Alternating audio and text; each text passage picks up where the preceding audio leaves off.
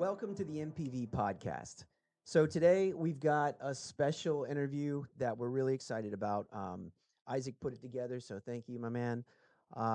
But let me drop a couple intros here for this individual, even though this person really doesn't need an introduction. Nope. Um, but if I say to you, took FSU, Florida State University, to their first national championship, if I said Heisman Trophy winner, Hmm. right? If I said this individual played 11 years in the NBA, and oh, by the way, you may not know this, but this individual was also drafted by the Brewers for the Major League Baseball, or at least was being sought after for Major League Baseball, and didn't even play baseball after high school because this person's basically just an absolute unit. You'd be right if you guessed Charlie Ward. So that's the introduction, and super impressed with the fact that Isaac was able to get him in here, and super grateful, Charlie, that you took the time to come in here. Before we jumped into it, we were saying, the ties for Noble Path Ventures and what Charlie is doing, which we'll get into, developing better humans and leading and trying to cultivate youth, cultivate just humans, individuals who are trying to grow. So that's where we're going today. Yeah, and I gotta say, I've known Charlie for a few years now, and that's why I think it's what's awesome is yes, a lot of people know him for his accolades, but I think what I've appreciated Charlie through the years is authenticity, how he truly loves people, how he loves the calling that he has in his life, and what God's blessed him with, and what God's brought him through to be where he's at today. So I think I know Charlie as a friend before I know him as an athlete, but it's awesome to again, and we all have stories, right, where God's taken us from and where we are now, and it's exciting that we have him here today and to hear his heart of where God's brought him through and where he's at now, and just to hear a little bit more of who Charlie is and who he was and how God's using him. So I'm excited about Yeah. today. Yeah. And Charlie, if you don't mind, maybe a great place for the listeners, because a lot of people know your accolades and are probably thinking, "What's Charlie doing today?" Would you mind just talking to us a little bit about kind of what you're doing these days, how you're impacting people these days, just get us caught up. What's Charlie up to these days? Well, I appreciate you guys having me on. This is, a great opportunity for me to chop it up with a few brothers that have done done a lot and accomplished a lot here in the Tallahassee area. Just not here, but you know, globally. Mm. So always good to be able to rub elbows with high-powered individuals. So I appreciate you guys having me. Appreciate you. Um, but my wife and I coach high school basketball. I'm at Florida High, Florida State University School. I'm the head boys basketball coach, and so I'm over all of the programs. We have a JV program and a middle school program, which they won last night. So grateful for Congrats. them. That's awesome. Yeah. They're 4-0. We haven't started yet. Our first preseason game is next Thursday, I do believe. It's November 16th. Okay. So we have a couple of games. We're playing a jamboree. So I'm doing that. Been doing that for the past 6 years, coaching basketball. Before that, I coached football for 9.5 years or so. Mm. So I've been dibbling and dabbling as high school. I've been dibbling and dabbling at the head coaching spot. And my wife and I are running our family foundation. Actually, we have a championship breakfast that we're doing tomorrow, Thursday, Okay. and we're honoring some local champions. The late Dr. A.D. Brickler, Mm. who just passed away, his wife, and Dr. Tom Haney Okay. are being honored for the Ann and Bobby Bowden Family Legacy Award, and we're honoring Coach Sue Awesome. Samurai for the Distinguished Award. Yeah. So we're That's awesome. doing honoring them, and then I get a chance to do a chalk talk with David Ross, um, who good friends of mine, and I don't want to talk about the raw deal that he got, but he's handled it well, better than I did. But so we're getting an opportunity to be able to talk to those honor and also get a chance to talk to those legends. But our foundation essentially, we support youth character development Okay. and disaster relief for our two missions, and we've done a lot of work, not just here recently, but in the past. We've done Feed the Children. Mm. We've had a golf tournament for March of Dimes. We've done a lot of different things. We had basketball camps. We started or helped start a Christian uh, movement at the All Star Weekend. Yeah. We call it Slam and Jam and Jubilee, which is an outreach, Christian outreach at the All Star Weekend. That's a whole another story.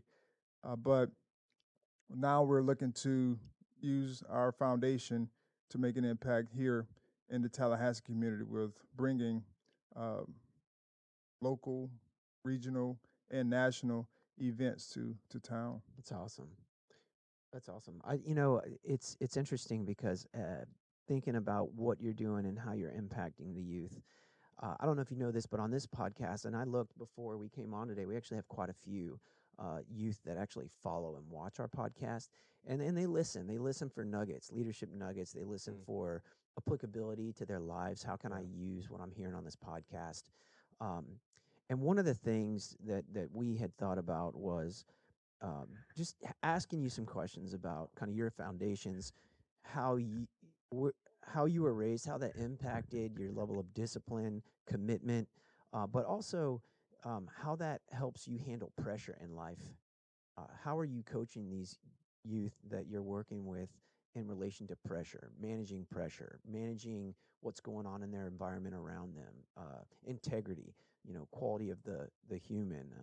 Talk to us about what's big in your world right now, what you're seeing, how you're developing these people, what problems are you seeing, and then how are you kind of you using the base that you got as a child, watching your dad or watching your mom and growing up to kind of apply that to these challenges. Well, I mean, a lot of times, I mean, like I said, we are sponges, and people are to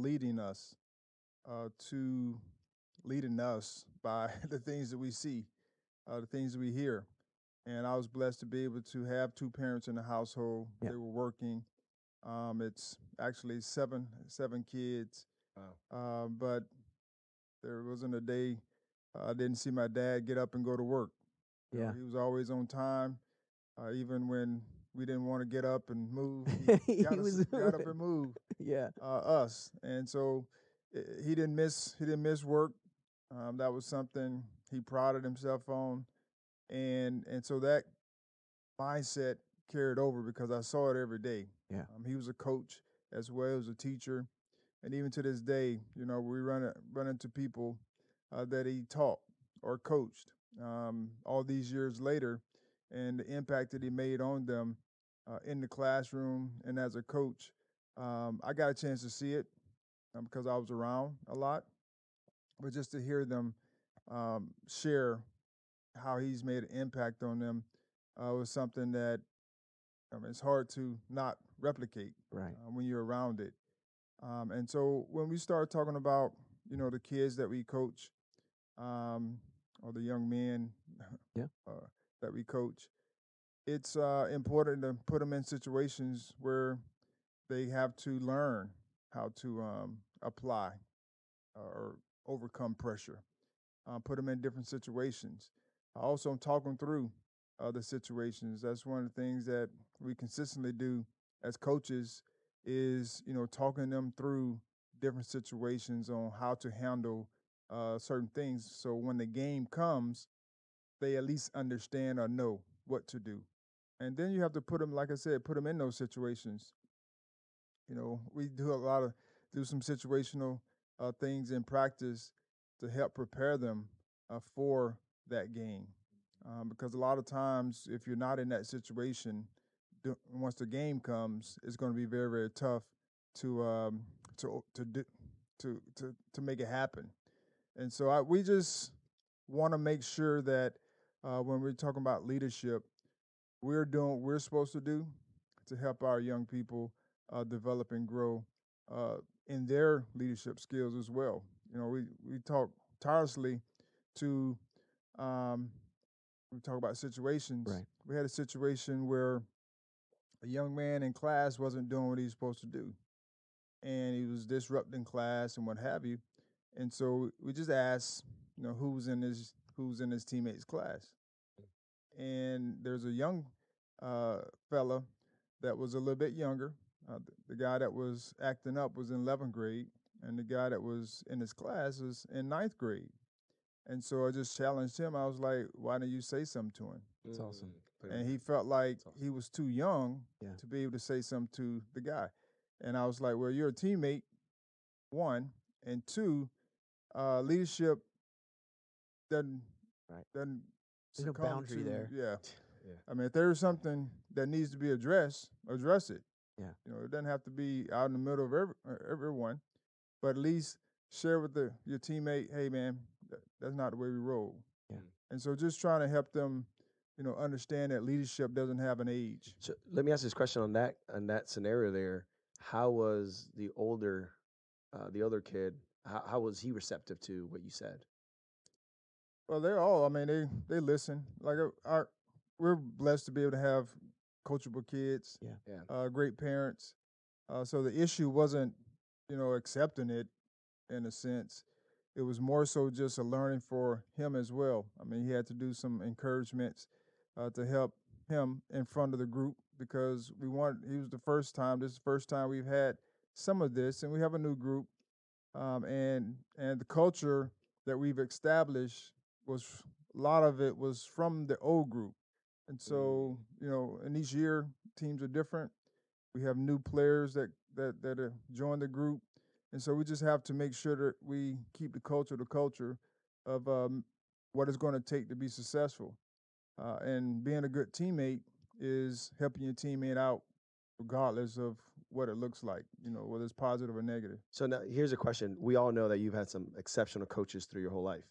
And then you really hone in on culture, which we all believe it's important for I think it's reflecting on your success, whatever you do, right? Business owner, coach, if you have a healthy culture, you have a better opportunity for success in many ways. So I would love to ask you is how do you feel in that field, your coach, how do you feel like the culture has shifted from when you were playing at that same age? Or has it shifted? Or have you adapted in different ways as it shifted? Um, well, I always talk about old school principles. Right. They don't graduate, they don't die, regardless of time. Discipline is discipline. Character is character. No matter what. I mean, we didn't have social media. We just didn't get the information fast enough. We just actually saw it, live. we didn't have to. We didn't have the replication of Right. how many people, did this. Right. Because if you go on TikTok or any social media and You can see it. you can Yeah. see all these things and it's replicated multiple times. And of course, our brain is a sponge. So when we see it enough, we feel like, hey, I can do that. When we were coming up, you know, you saw it maybe once, and then you maybe saw it twice, but that was probably it because we didn't have the national news. More Right. local. And so it's just, I don't think things have changed. Times have changed. Um, Mindsets have changed because we progressed in a positive way from some of the old school thought process of it has to be this way. It doesn't always have to be that way, but there are powerful right there. ways that you can find, whatever it is that you're doing to be the best you can be. But I have fun with the kids. I've had to grow as a leader. We have exit meetings after the season, and they've told me things that I need to grow in as a coach and as coaches, and we challenge them as well to be able to grow in certain areas. And so it's just give and take, but old school principles, discipline, character, work ethic, those things don't change. So I was going to ask on that question real quick. Can you take us a little bit further back to your childhood years? Before you go there, Yeah. let's follow this line. So, I guess one of the questions then I would ask you on that is, um, it sounds to me like the fundamentals that you're deploying to these kids, they're the old school tactics, right? Like, because those things are tried and true. Discipline, showing up on time, like being consistent. Um, and you're now dealing with an evolving group of kids that are living in an evolving world. And what I'm hearing you say is like their times are very different than what your times were. So the pressures are different. What would you say is the number one thing that they've taught you, just as a man who's learning and growing as a coach? I mean, what would you say that you've kind of taken away from this the most? Well, one of the things that I've learned from them is just listening to them in the sense of allowing them to have a voice in situations. But of course, a lot of that's earned, just Yeah, like anything else. So we're working to help our leaders, the guys that have put the time in.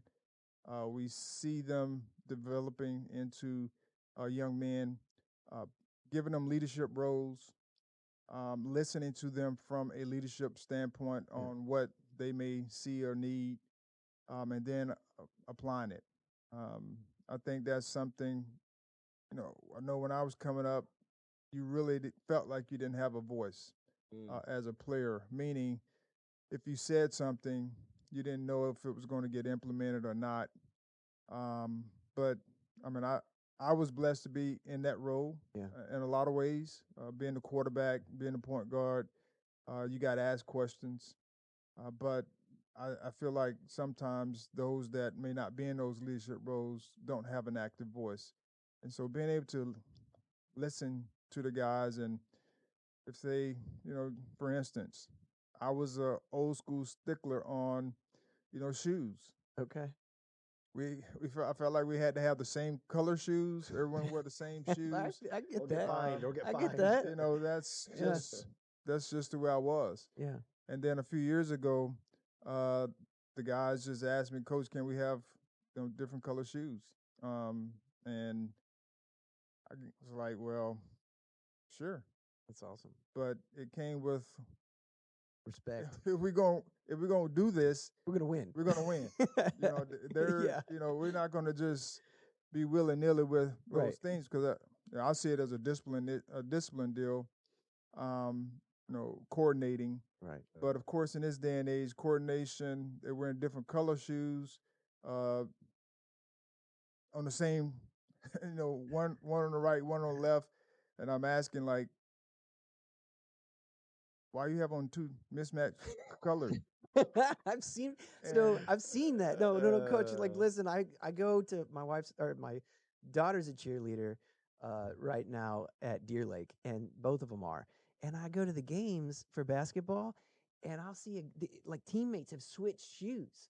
That's So like funny. one teammate has one shoe and the other has the other. And in my head, I was like, well, that's interesting. Did he buy two shoes? No, they're swapping as teammates shoes. well, That's funny. to piggyback off that one, I found out that yes, they may do that, Uh huh. but they actually sell them like Really? that, I had Mismatched. no idea. where they have That's different funny. colors in the same box. And I'm like, how's that? I had mean, no that- idea. Meanwhile, when I grew up, I just whatever we can afford. Sometimes they did. I had no choice to put That's on funny. whatever I had, and sometimes You had different I color just had shoes. different colors 'cause I just couldn't afford it. We were just in a different Yeah. situation. That's funny. Now you can. Now you have a choice. That's Interesting. awesome. Yeah, so those are things that I've learned, just I love it. because when I was coming up, middle school, high school, when we all purchased the same shoes, Yeah. like Yeah. You whatever it felt like you were was, part of a team. and so that was old school, but it got me to a point where I'm like, hey, whatever you want to wear, shoes wise, whatever it is that we need to do, whether it's Adidas or Nike, whoever it may be, Yeah. um, I just want you guys to be prepared to play. Yeah. Get buy-in. And yeah, and those types of things Wow, that's outside cool. of what you're wearing and all of that. I mean, we have to be uniformed in some way, but I just I'm just like, hey, let's go out there and play and compete. Okay. As long as you're doing what you're supposed to do, we cool. All right. So No, Isaac good. had a really good question. He was getting back to some of your roots on, the method of the man and where he comes from. Go ahead, man. Well, no, no. I was gonna say before that. Now on that note, Okay.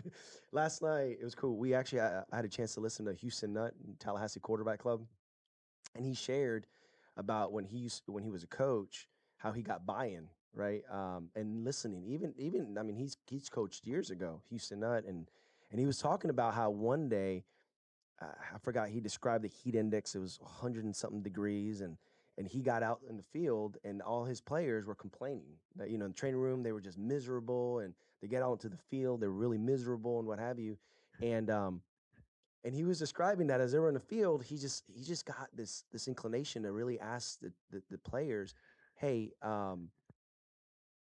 take off your pads. And so these players are just taking off their pads in the sideline. They're just like, okay, what's going on? Everybody's getting excited. It was like they had shorts under, and they're like, all right, take off, your pad, your pants or whatever. So they did that, what have you. And anyways, they got to a point that they were just in their shorts, and coach said that he walked him across the fields, the campus to the pool, and then it was a We're hundred swimming some laps. degrees. No, and then he Swimming said, and laps. no, he said when he got there, and they just jumped in. And these kids, he said it changed the whole Yeah. environment. And then the next day, he cashed in. The next day, he said that he worked these kids out. He said, now I need buy in. I need you guys. And they did. They said that they listened. And the very next day, they had a different attitude, right? Because he was able to pick up, he didn't ask them, but he was able to pick up on what their needs were and how receptive they were once he met those needs. It, it- sorry, go ahead. No, I mean that's a good point. When you talk about the successful coaches, they're the ones that um, change things up. Yeah. They do have Mm. structure. They do have all the things that you need to be successful, but they're not so Rigid. rigid Yeah. to the point where they're not willing to do those types of things, spontaneous types of activities. But I mean, where there's love and people feel Yeah. that you love them and care for them, and you do whatever it takes to meet their needs, then there's buy-in. I Yes. mean, you Yeah. think Mm. about your kids, you Yeah. think about how you were raised in some form of fashion. When your parents bought you ice cream, you enjoyed it, Yeah. Yeah. but you knew, okay, they love me Yeah. Yes. because I mean, I'm just using that as an Yeah. example, Yeah. I get it. but Dairy free though. Dairy free, yes, yes.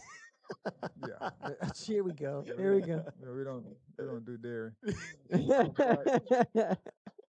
I love it. well, growing up, Yeah, that yeah, that was yeah, something yeah. No, totally yeah. different. Yeah. Yeah. But I'm just saying, there's buy-in. Yeah. You see the sacrifice when someone makes a sacrifice, it provides an opportunity for someone else to develop and grow.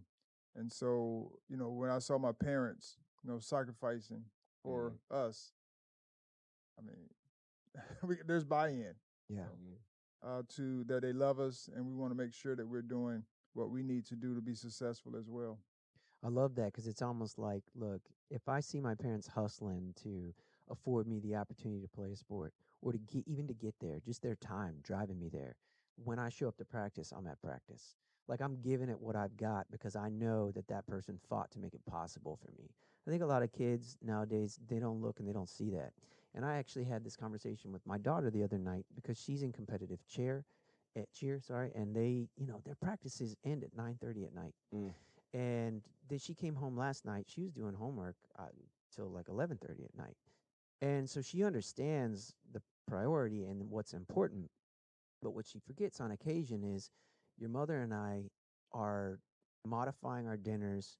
We're working odd hours or doing whatever we have to do to get you back and forth from these and drop off your friends because carpooling just you have to because it's too much, right?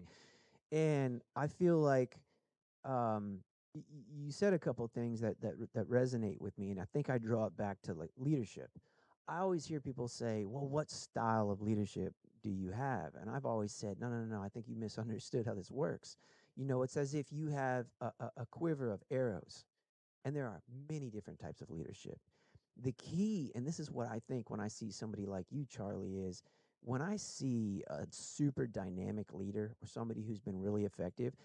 So, like, if you don't know this and you're listening or watching Florida High, Charlie took them to a state championship. I mean, it's not like you came in and you created a culture, but you created a culture of excellence that could actually achieve it. Creating a culture of excellence that can actually achieve it, like that's a whole nother thing. And I think it stems back to emotional intelligence. I think it stems back to, and this is your story about the pool, Yeah. being able to read the hearts and the minds of the individuals, the young men that you're working with, know when they're hitting a limit, know when you need to take a step back, know when you need to do directive leadership and delegate in high stakes moments. Hey, you're getting the ball, you're moving this way. Or knowing I can take a democratic approach, ask one of the leaders, what do you think? And I think like a dynamic leader understands that there's not one type of leadership. There's situational leadership. There's multiple types of Yeah. leadership, but it's that emotional intelligence that people like yourself, Charlie, and if you watch old clips of you playing football, you could see it. You'd drop back into the pocket. Here comes somebody like they're getting ready to hit you. You'd spin off, and it's like, do I throw? Do I run? We had these Mm. epic throws to somebody that was open, but you had the side, you had the vision on the field to know, boom, there's Wargdon or whomever, and they take off down the field like when you played FSU versus UF back in the day. I think that was the year that you won the Heisman. It was interesting. Like as I was doing research to just better understand you, it was pretty neat to see like this guy is a super emotionally intelligent individual. And I guess one of the questions I'd ask you is, do you feel like have you ever looked at yourself in that way? One, and two, do you feel like that's what helps you be more dynamic with these athletes? I'm not sure emotional.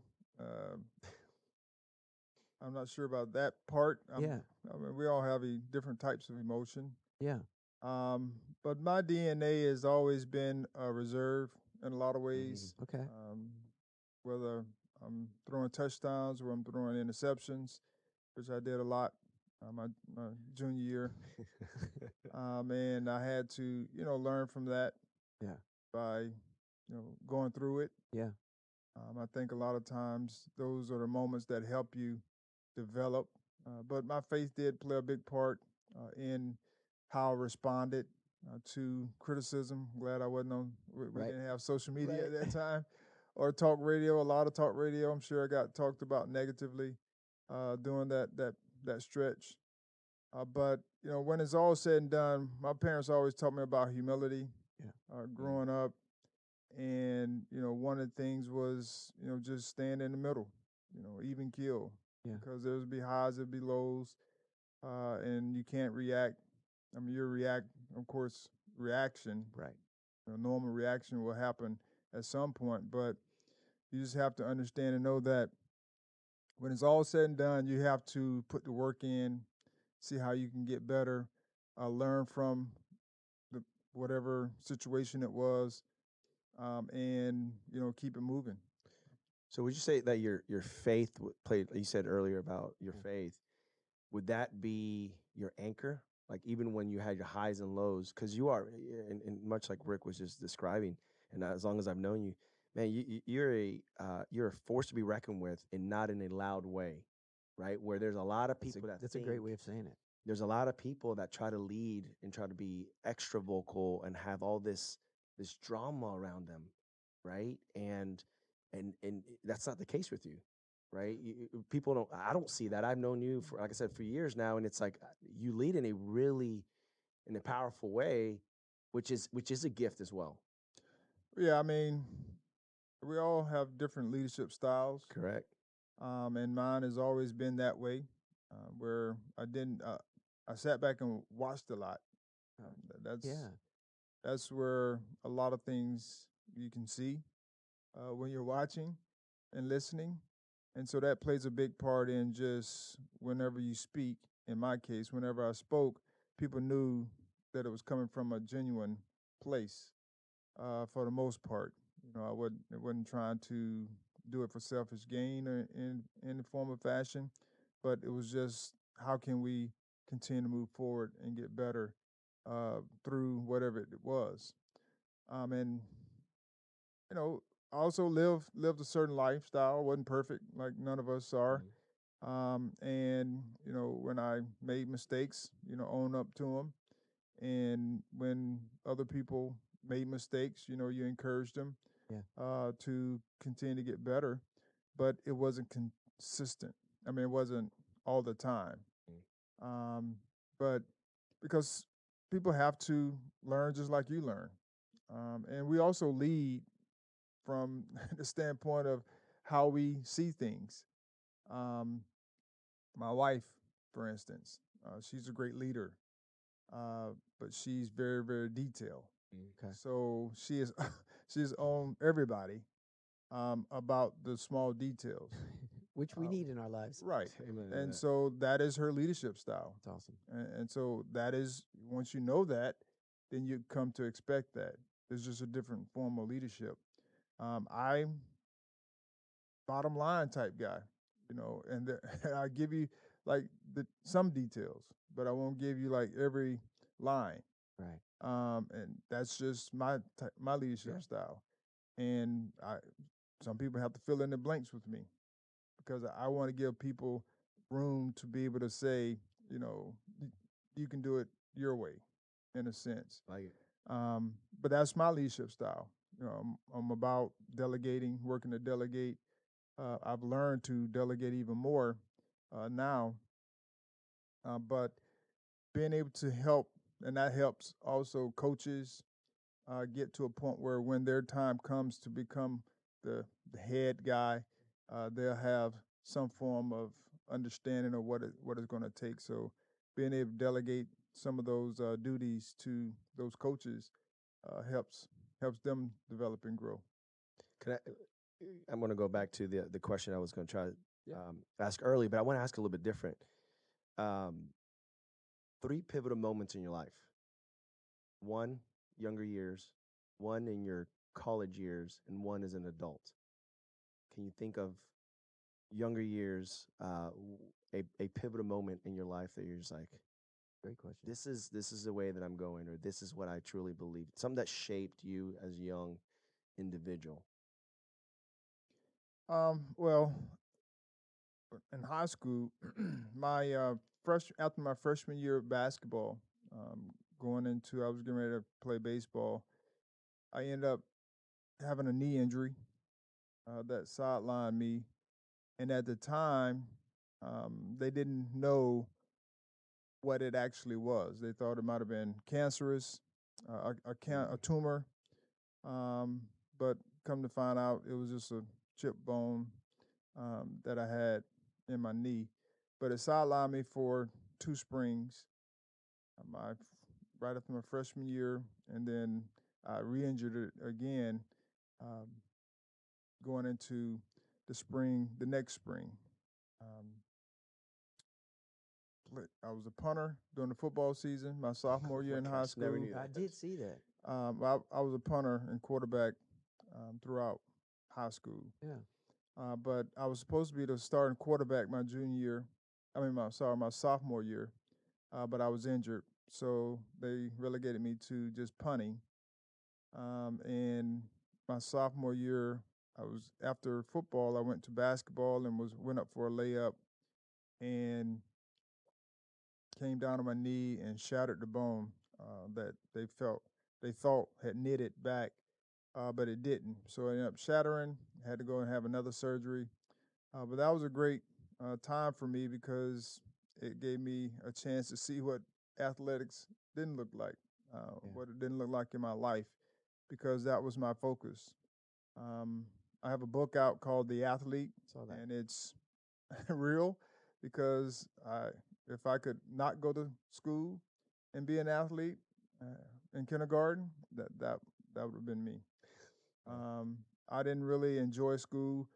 I just did it because I knew that was my only way of playing. Yeah. And so I just kind of went through the motions.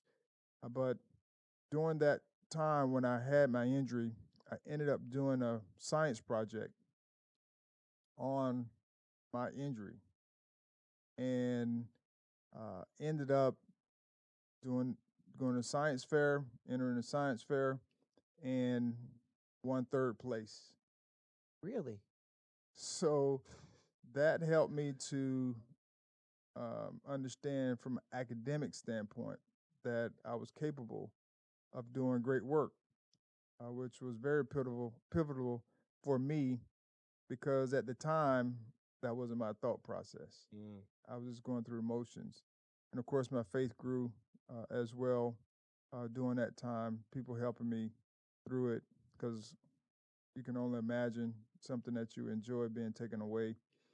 So I was grateful for all those that came into my life to help me from a emotional standpoint, mental standpoint, to keep me in the mix. And of course, I was around it because my dad was the coach, and I was going to games and doing different things to keep my mind, occupied. That was one. Um, College wise, one of the things that um, my freshman year, I got an opportunity to punt, be the punter. And throughout the year, I punted, and we came down to the last game, which was the bowl game. We were the Fiesta Bowl, and I didn't get an opportunity to punt, but I enjoyed the experience. Um, it was a whole nother deal. Uh, but after we got back, I was at a FCA rally, um, and I think it was over in Mariana. We went to ask to go over and speak, be a part of a huddle group over there. And while we were in the huddle group, there was this young man that was in the huddle group, and he was sharing this story about his where he was in his life, and I think it might have been in middle school at the time. And after we finished, um, I ended up giving my Fiesta Bowl jersey to this young man, and it was crazy because I just did it because I felt there was a need for him. Um, he didn't ask for it. I just gave it to him because I thought it would help lift him up. And lo and behold, about maybe 4 years ago, I think it was 4 or 5 years ago, Hugh Freeze was here in town speaking at an FCA event, and I happened to be there because I was wanting to hear Hugh Freeze, and this lady comes up to me during the dinner, and she said, "Do you remember giving a young man your jersey doing an FCA rally?" And I was like, "Yes, ma'am, I do." She's like, "That was my son, Mm. and you giving him that jersey was the best thing they could have done to help him because he was going through tough time That's awesome. during that time, and that was very pivotal in my life because I did it out of the grace of my heart. Mm. And it's amazing. One of the things when I go out and speak is, when we're doing things the right way and our heart is doing is going in in the right place, then God would definitely use it in some form of fashion. Amen. That's Form awesome. of fashion. Yeah. And so even if things don't go according to plan, but our heart is right, God's going to reward us in some way. May not be right now, but it may be later on.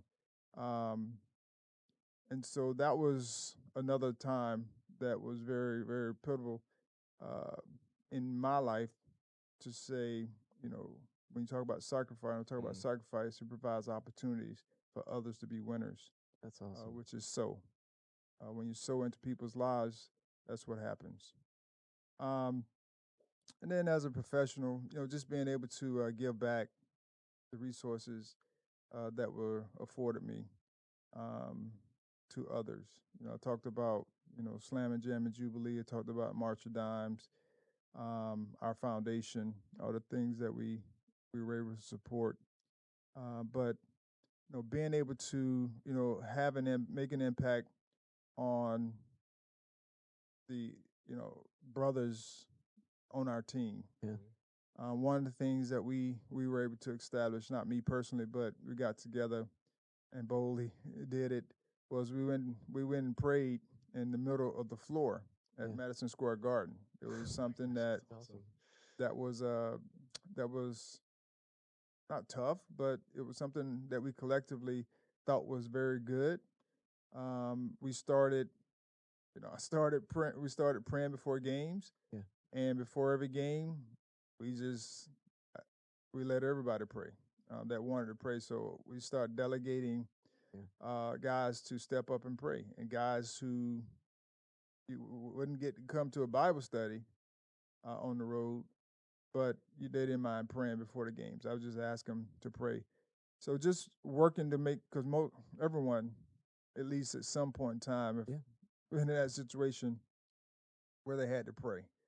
And so it was just a matter of getting those guys out of their comfort zone, and it worked wonders in a lot of ways, because what it did was it brought us together. One, and two, um, they could trust that my heart was in the right place. So whenever they needed something, God would send them my way, not just my way, but they would come to want to ask questions Yeah. and be able to share, what God has done in my life and how He can help them as well. So just being able to do your part. That's always been my message: is I'm one I of a like that. team, and I'm just doing my role. When I play my role and everyone plays their role, that's when we have great success. You know what I love about this, and Isaac, I know you as a man, I know you'll agree with me on this. Charlie, the it's neat when you ask somebody who's accomplished what you've accomplished. Yeah. Okay. I mean, the list is out there, and you've got trophies to just you could throw trophies at us, you could drop names, I could walk behind you with a broom and just continue to fill a trash can. Or If you only one person has achieved one it, success that right? you have. So you've got all of this, okay, that the world looks at, and I'm a key proponent of being observant. And for the youth that are listening to you speak today, I want to point something out about what you just said. Isaac asked, and thank you for asking. That was a brilliantly asked question, because what it enabled us to do is help listeners hear what a godly man sounds like when he looks at his accomplishments or her accomplishments or their accomplishments in their life. You didn't say one thing about football. You didn't say one thing about basketball per se.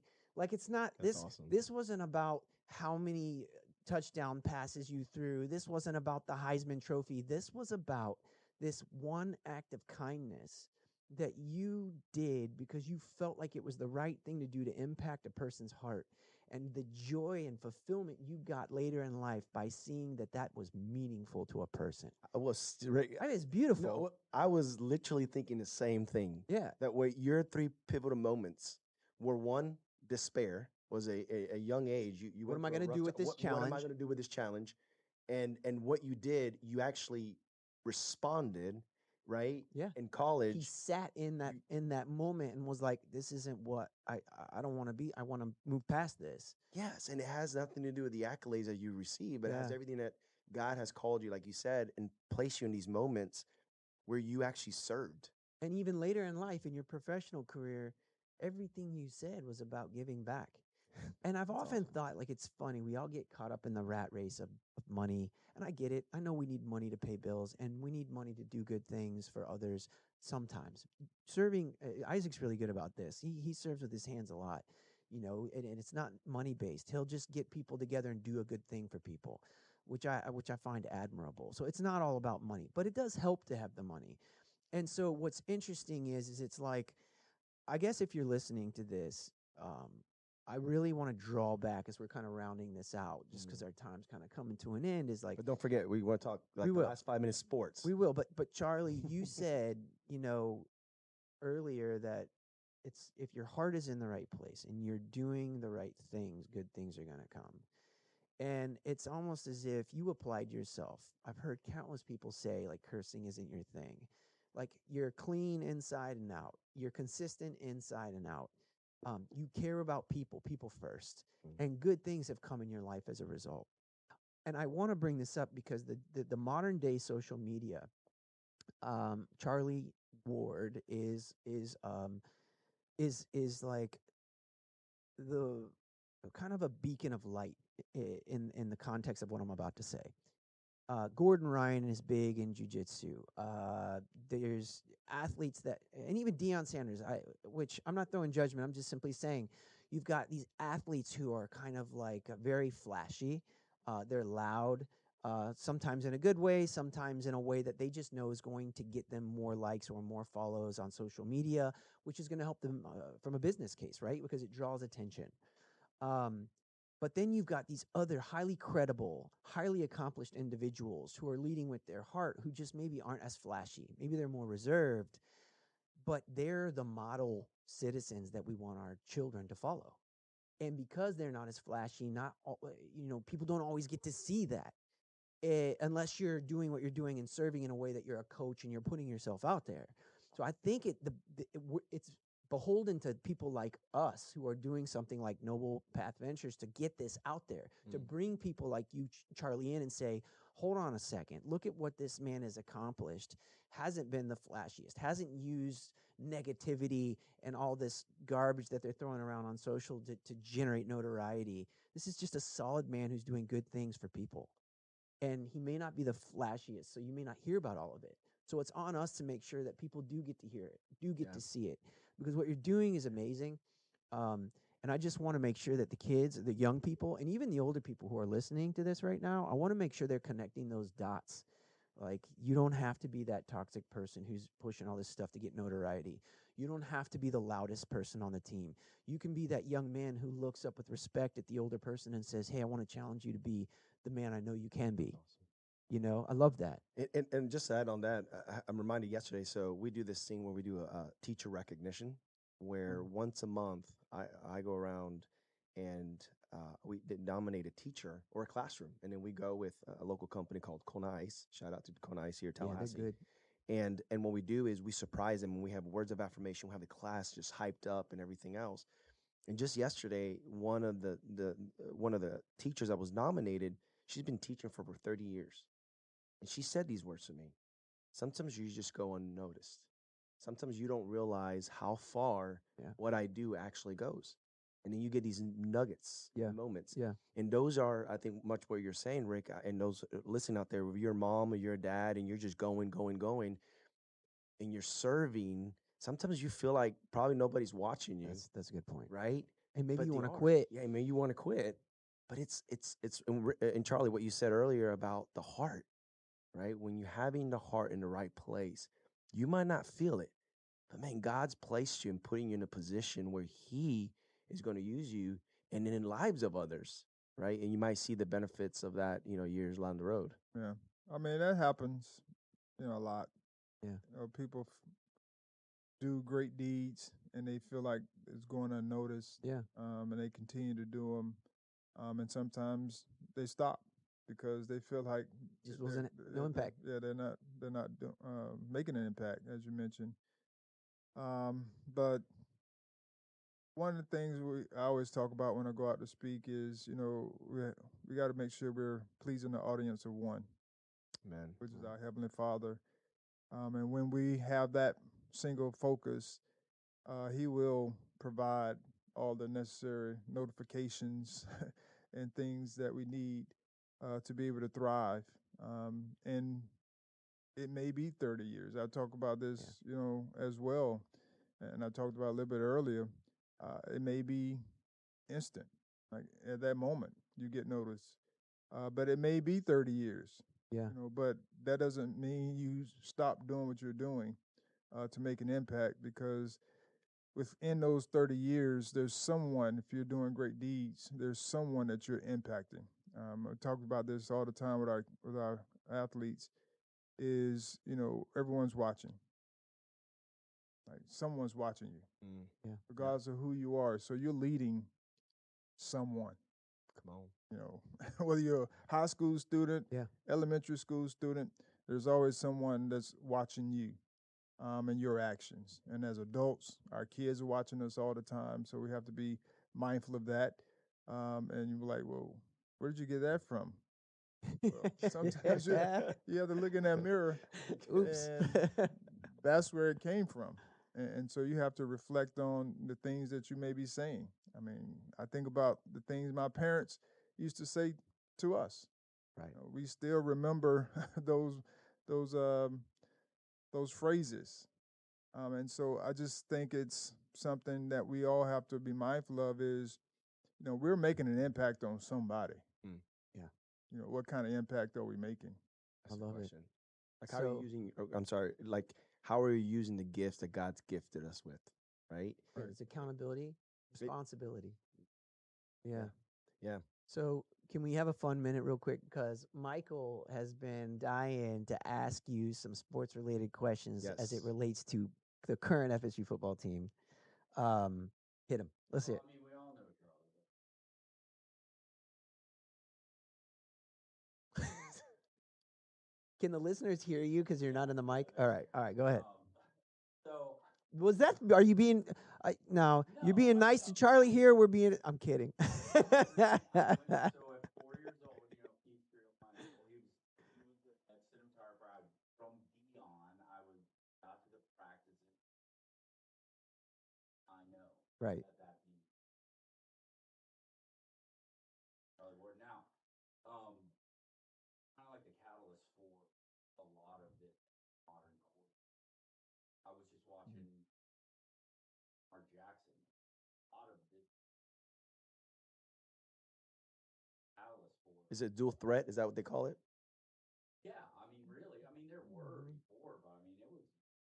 I knew what to do. Well, you had the no huddle. But Right. so the Miami rivalry, right? Which I hate that it's not the same. Perfect. Like Oh. every year, it was right. Yeah. Right. So you had UF at 6, or UF was left. But like that game, what is the thing about that game? Like, so let's say like Miami. What is it about that game?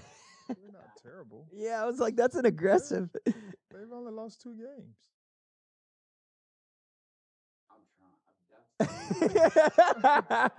Wait, real quick. Odell, real quick.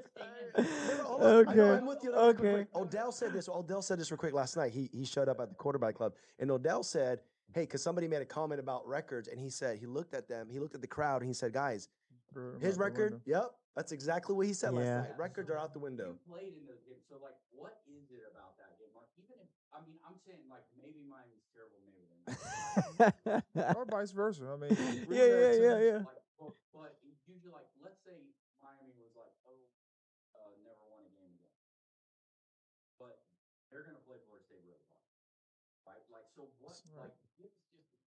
Yeah. What are we asking? Do you think they're gonna win? Like, what are we asking? I'm asking like, what is it about that game? Like, why is it so? Because they key our cars after the game. That's why. That's good. That's a good question. What's the heart behind the rivalry?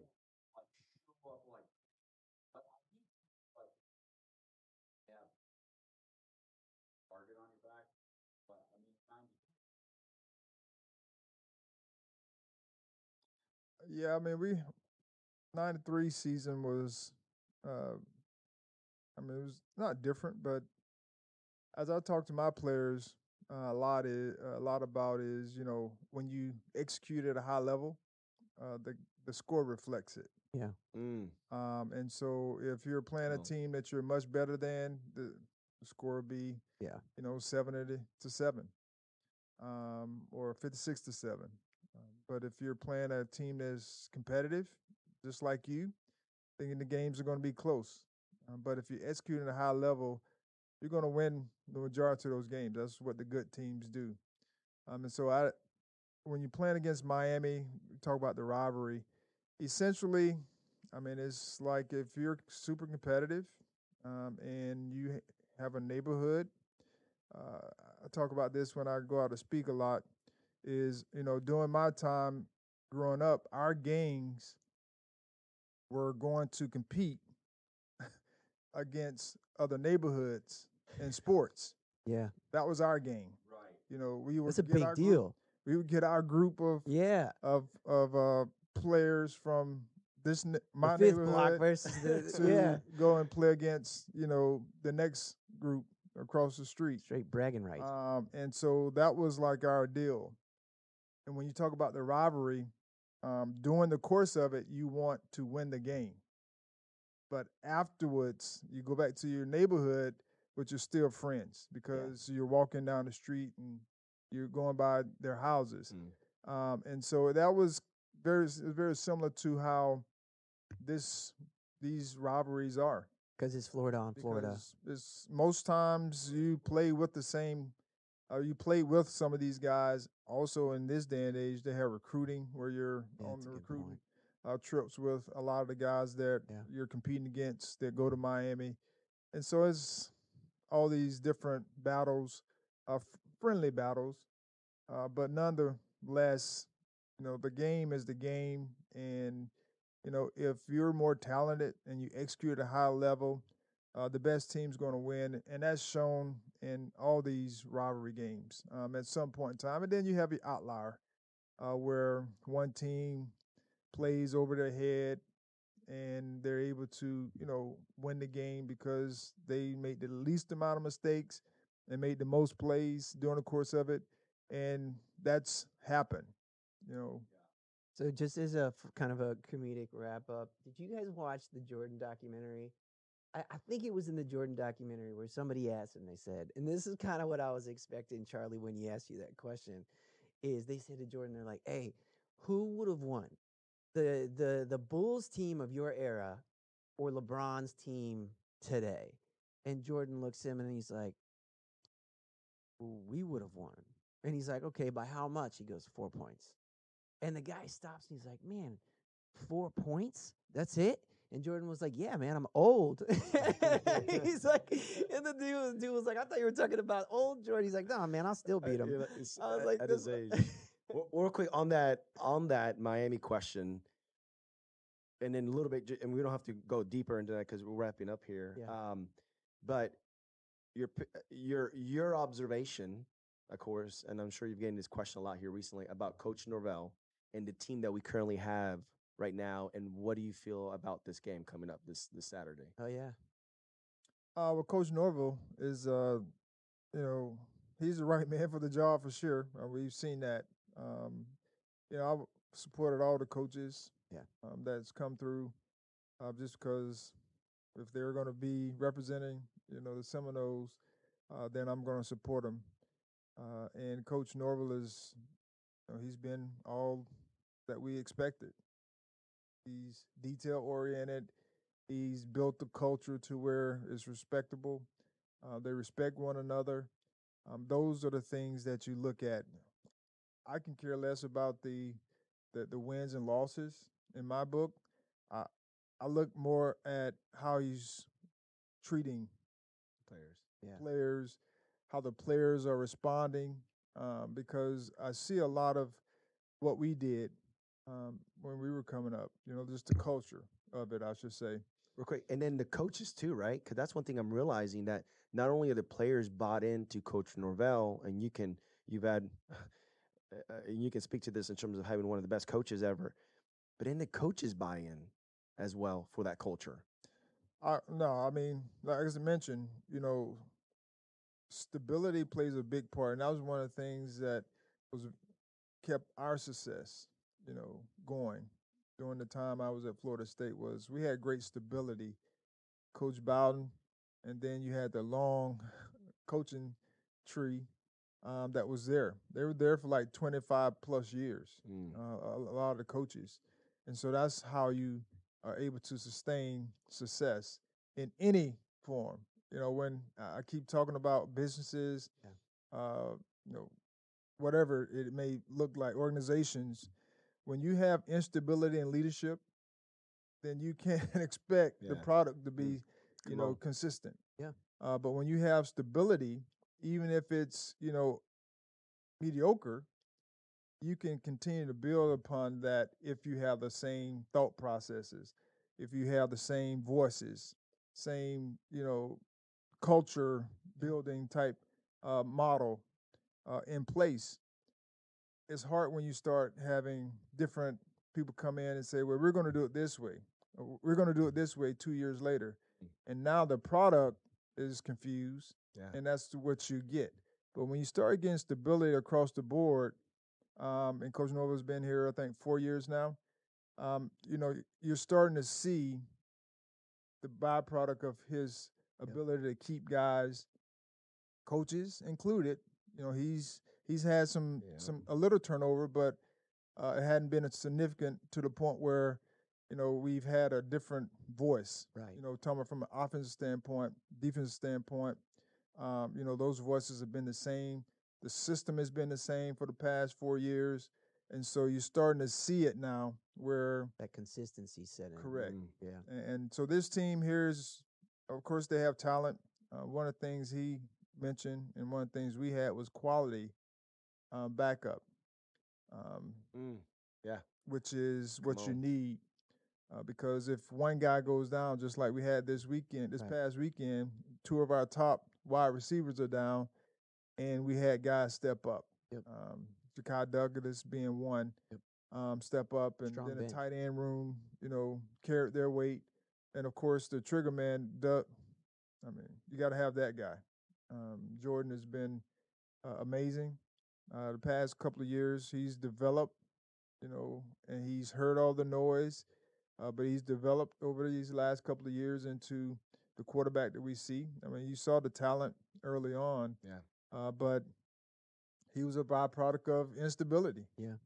He's been here Yeah. for I think 6 years now, or whatever it is. But he's a byproduct of instability early on in his career. I mean, he had multiple offensive coordinators, different things he had to work through. But once he started to get that stability, he understood the offense. He understood all the checks, all the different things, and now he's at a point where he can essentially run the offense. Yeah. Not say without the coaches, but You knows- don't want to hear. You don't want to hear. yeah, he It's knows. a proven He knows. system. He knows. He knows the Yeah. offense. Yeah. It's slowed. The game has slowed down for him now. Correct, and of course it does have to have a good defense as well. Coach Fuller and the staff have done a great job of It's a big developing. turnaround. Oh wow. I mean, the game has changed. Guys have gotten bigger, Yeah. stronger. Technology is different, And faster. and so that's changed. But you, of course, over the course of time, there's schematic things that you're going to do a little bit different. But when it's all said and done, I mean, you got to have run fit on defense in the run game.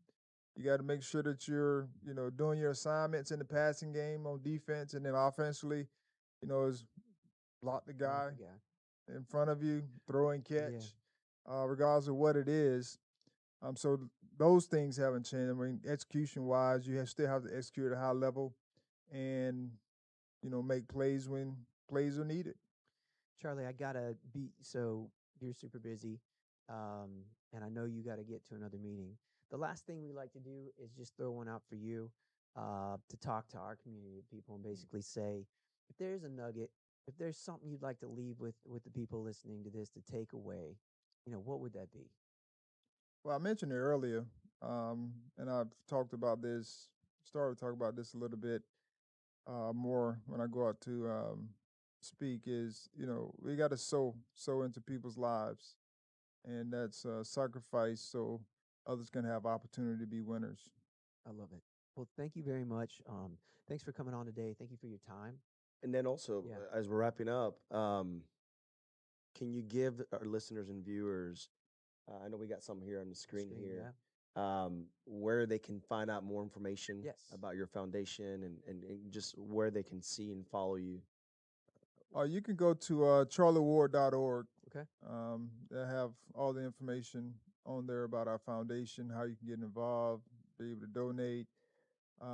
We'll be sharing at our breakfast on tomorrow big project that we're doing. Our foundation is embarking upon for the community here in Tallahassee. So you can go on and check that out on That's the awesome. website as well. Well, once you release all that, if you want to come back on and talk about it, we'd love to have you again.